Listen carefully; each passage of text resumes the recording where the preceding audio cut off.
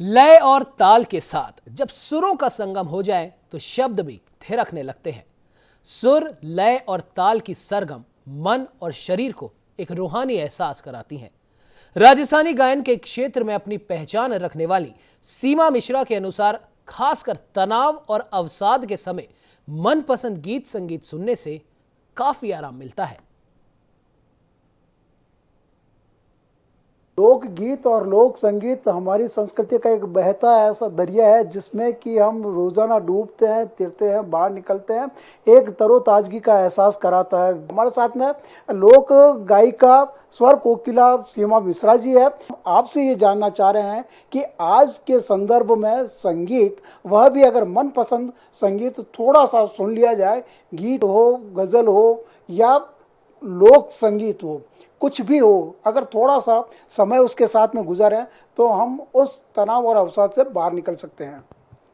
बिल्कुल, मैं आपकी बात से सहमत हूँ, क्योंकि संगीत में इतनी शक्ति है कि वो बड़ी से बड़ी बीमारी का भी इलाज करता है। मैंने जहाँ पढ़ा था कि चिकित्सा विज्ञान भी ये मानती है कि संगीत से बहुत सारी बीमारियों का इलाज होता है।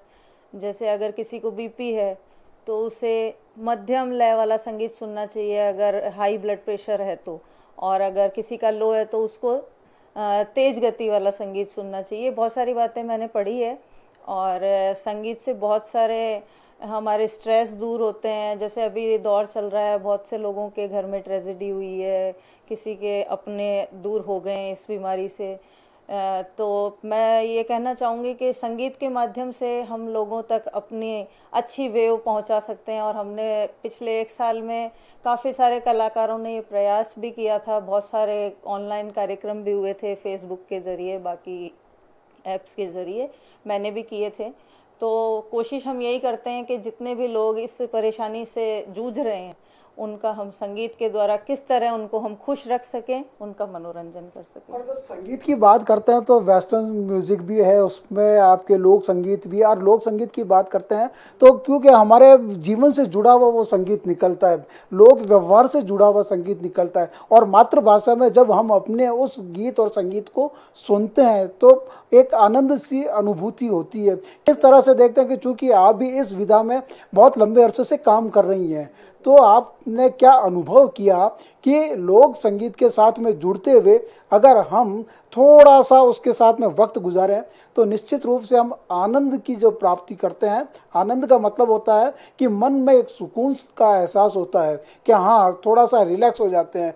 घर के कामकाज भी होते हैं और बाहर के भी आर्थिक दबाव भी होता है, पारिवारिक समस्याएं भी होती है, लेकिन उन सभी से दूर होने में यह जो म्यूजिक है, और विशेष करके हम लोक संगीत की बात करते हैं, तो वो काफी असरकारक सिद्ध होता है।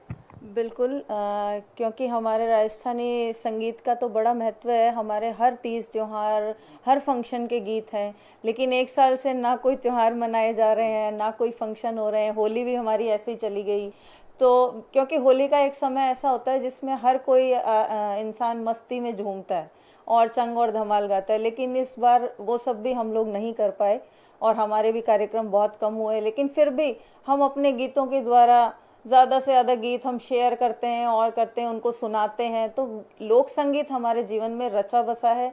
और उनको, जैसे अभी गर्मी का मौसम है, बारिश जैसे ही आती है हमको बारिश के गीत बहुत अच्छे लगने लगते हैं, क्योंकि मौसम सुहावना हो जाता है। तो संगीत हर तरह से हमारे जीवन पे बहुत असर डालता है, मैं इस चीज़ को मानती हूँ। और लोक संगीत तो कुछ इस तरह से जुड़ा हुआ है, हमारे हर दिनचर्या के हर काम में लोक संगीत है। आज मैं भी घर में, वैसे समय नहीं मिलता है, लेकिन लॉकडाउन के दौरान घर में हूँ, तो मैं भी जैसे किचन में काम कर रही हूँ तो मैं अपनी पसंद के गाने चला लेती हूँ, तो वो काम इजी हो जाता है मेरा करना। तो इसीलिए कहा जाता है कि संगीत एक ऐसी थेरेपी है, अंदरूनी ताकत है, रूहानी ताकत है, जो आपको हर विषम परिस्थिति कैसे भी हो, अगर मन से अगर कोई दुखी है तब भी, और अगर मन से सुखी है, आनंद की अनुभूति होती तब भी गुनगुनाना हर व्यक्ति जानता है, समझता भी है। कैमरा पर्सन नरेश पारिक के साथ रमेश पुरोहित, न्यूज़ इंडिया, जयपुर।